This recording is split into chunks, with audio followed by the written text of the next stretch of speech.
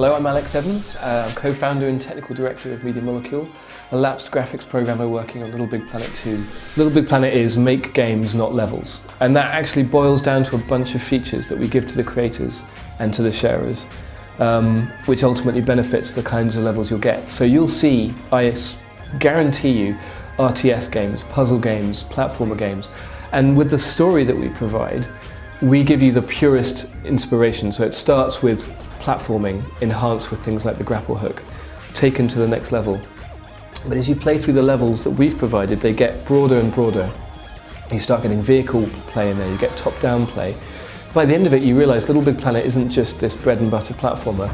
Hopefully you're inspired to mash up these different ideas, and what you'll find when you go to the community section is all the old levels there, plus this new stuff which is coming out, which will be God knows what, hopefully a new genre of game in there. So make games, not just platform games, that's the key.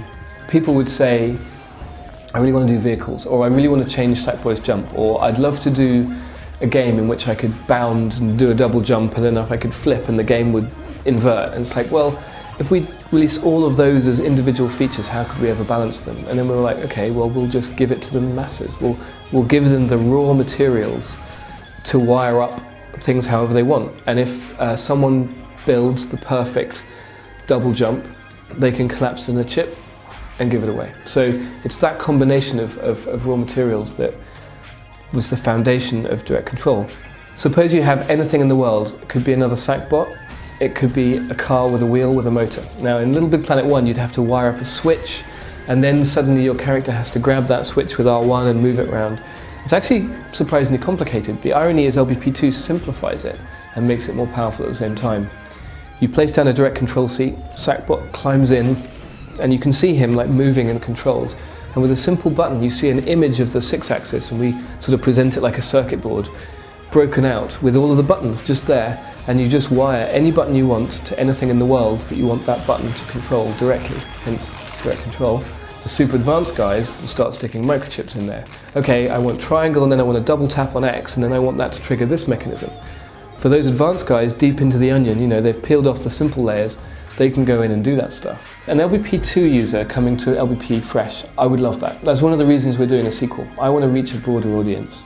And what I'd love is for those people to, they get all the basics, they get all the new LBP2 stuff, and they get to play all of the levels made by the community, including all of the content from LBP1. So all of the content's there, playable through the community, but not through the story. So if you want to be able to go and collect those items and use them yourself, you'll need to have LBP1. But in order to benefit from 2.5 million people's use of that content, it's there for you from day one.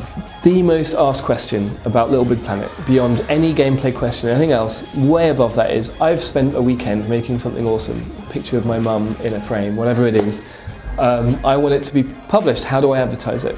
And a big part of lbp.me, which is our little mini website, is allowing you to advertise your stuff however you want. But it goes beyond just our website.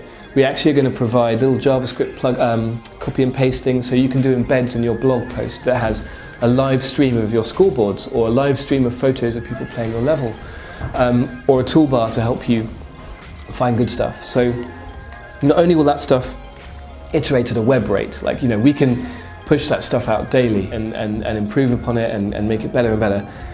We'll also open it up to users. There'll be an API that allows people to pull in live data, live feeds. The fan sites are going to have a field day with this stuff. Hello, I'm Alex from LittleBigPlanet 2, and watch out for it coming at the end of this year.